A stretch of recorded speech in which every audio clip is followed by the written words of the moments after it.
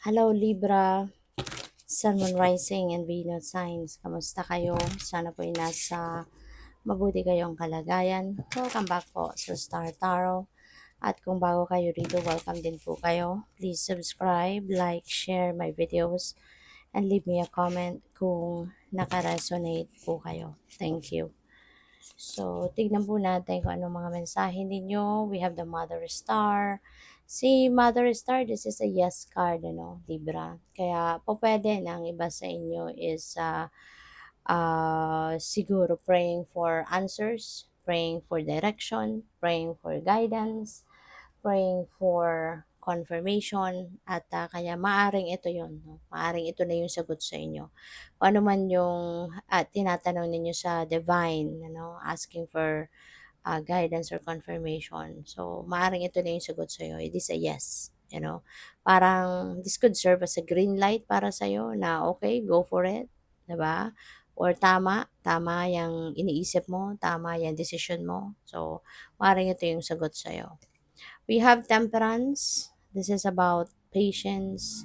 This is about healing, balance, and guidance. Ayan. So, talagang siguro ang iba sa inyo rito, um, you are, kumbaga, siguro meron kayong sitwasyon na naguguluhan, maaring mayroon kayong iniisip, pinaplano na you really can't figure out what is right, no, na gawin. Kaya, ayun, kailangan talaga ninyo ng gabay. And maganda rin ito, no, na sign si Temperance na baka kung ano man yung gumugulo sa isip mo, whatever it is that is bothering you, yan ay, yung sitwasyon mo na yan is going to be healed, no? Yung sitwasyon mo na yan ay maaayos din, magiging maganda rin 'no, ang ano, sitwasyon, okay.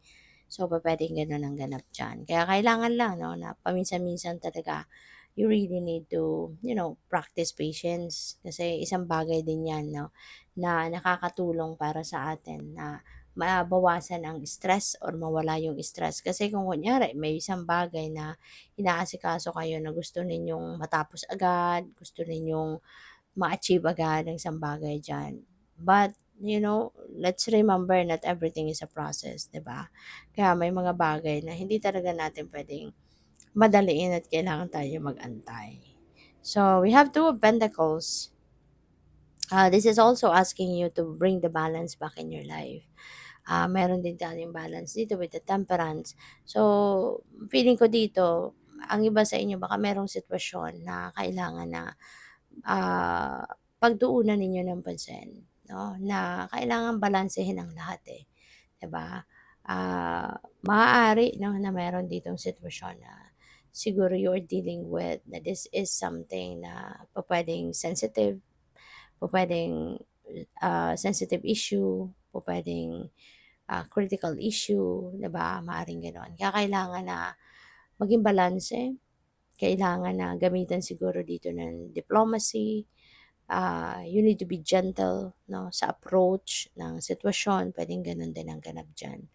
Or in general 'no, maybe you need balance in your life, okay. Kasi pupuwedeng may mga areas of life kayo na nani-neglect niyo na or na-o-overlook niyo, yung gano'n. Kaya, kailangan na ibalik mo yung balanse sa buhay mo para mabigyan mo ng oras, panahon at atensyon ang lahat ng areas of life 'no. Kasi hindi po puwedeng isa or dalawang area lang ng buhay natin ang binibigyan natin ng atensyon, 'no. So, what else? We have Eight of Swords. Anxiety, frustration, maaaring 'yan ang iilan sa mga nararanasan ng iba sa inyo sa ngayon. Maybe you are getting frustrated about something or about someone. Kaya kailangan ng patience dito, 'di ba? Kasi pupuwedeng ang iba sa inyo nafo-frustrate na sa sitwasyon ninyo or sa sitwasyon ng sa paligid ninyo, 'di ba? Or maybe you're frustrated about something or someone. So, 'yun kaya kailangan na pairalin ang pasensya, kaya pairalin natin ang pasensya. Kasi may mga bagay na talagang, alam mo 'yun, hindi natin puwedeng gawin ng basta-basta lang. 'Di ba, may mga bagay din na siguro may mga ginagawa tayo na hindi lang it's all about us, 'di ba? Maaaring meron din mga involved na ibang tao diyan or pupuwede rin na merong mga tao na or merong mga ginagawa tayo na talagang inaasa natin sa iba, 'di ba? And kung kunyari may delays, may ano, so mapu-frustrate tayo, 'di ba? So, we really need to understand as well, yung sitwasyon ng ibang tao, 'di ba? Hindi po puwedeng pilitin natin, 'di ba? Kaya yung feeling ko yun ang ikinaka-frustrate ng iba sa inyo. Because maybe kung ano yung ine-expect ninyo of other people, baka hindi nangyayari, 'no, or hindi nasusunod yung timeline or hindi nasusunod yung gusto ninyo, puwedeng may gano'ng ganap, 'no? Yun ang napi-pick up ko diyan. So, tignan natin ano pa ang ganap. And, by the way, maraming salamat 'no, for subscribing, and if you haven't subscribed yet, subscribe na kayo. And also, maraming salamat din for not skipping the ads. Malaking bagay din po yan sa akin. Also, please click the join button sa baba ng video kung gusto po ninyo na mag-join naman kayo sa membership. Okay? Salamat. Protect your dreams. Ayan. Sabi dito, you are the guardian of your precious dreams and they are safe in your care. Keep them close to your heart until you're ready to release them. Alam mo kung bakit? Kasi marami ng tao dito sa paligid natin. Yung wala ng respeto, 'di ba? May mga gano'n, eh. Wala ng pakialam sa nararamdaman ng iba, merong maraming inggitero, inggitera, 'di ba? Naku, ang dami-dami na diyan ng mga ganyan. Kaya, ang paalala sa inyo dito, protect your dreams. Huwag ninyo itong ikukuwento sa iba, huwag ninyong share sa iba as much as possible. Sarili ninyo lang muna until you're ready to start taking action, para na, kung magsisimula ka na mag-take action para, makamit mo na yung inyong mga pangarap, 'di ba? Then tsaka mo na lang ikuwento, tsaka ka na lang kapag nagsimula ka na mas maganda nga yun, eh. 'Di ba, na kapag magsimula ka na. Kasi you never know, baka mamaya may makuwentuhan ka na ganitong gusto ko, ganitong plano ko, ganitong pangarap ko. Tapos maya-maya nakita mo na lang 'no, aba, siya na pala sinimulan na niya, 'di ba? Nagsimula na siya mag-take action towards your dreams. Kumbaga inangkin, may mga nangyayaring ganyan, na aangkinin ng ibang tao yung pangarap mo. 'Di ba? Lalong-lalo na kung ang mga taong 'yan saksakan ng inggit, 'di ba? Yung mga ganyan. Kaya mag-iingat kayo, 'no?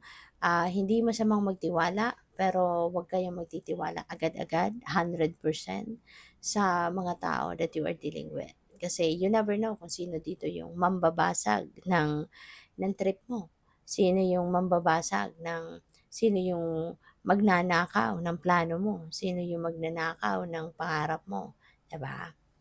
So, what else? We have look in a book. Whatever your question right now, you'll find the answer in a book. The words you find will bring the insight you seek. Ayan. So, be on the lookout for those, phrases, words, sentences na maaring mabasa ninyo sa isang libro, whether it is a physical book or whether it is a e-book, 'di ba?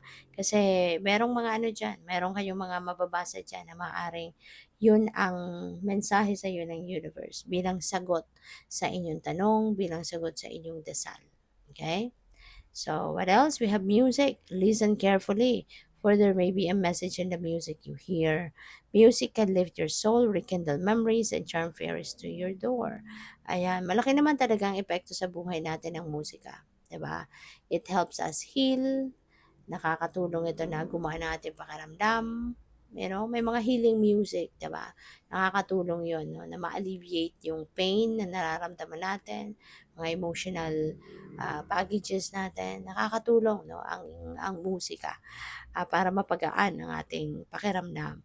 And in this case, parang sabi dito, pakinggan ninyo maigi yung musikang pinapakinggan ninyo. Kasi maaring may message ang universe diyan. Maaring meron kang mapakinggang lyrics sa kantang 'yan na yun ang mensahe sa iyo ng universe. Maaring yun ang gabay sa iyo ng universe. Okay? Kaya listen carefully. So, good luck. Thank you for watching. Love and light. Namaste.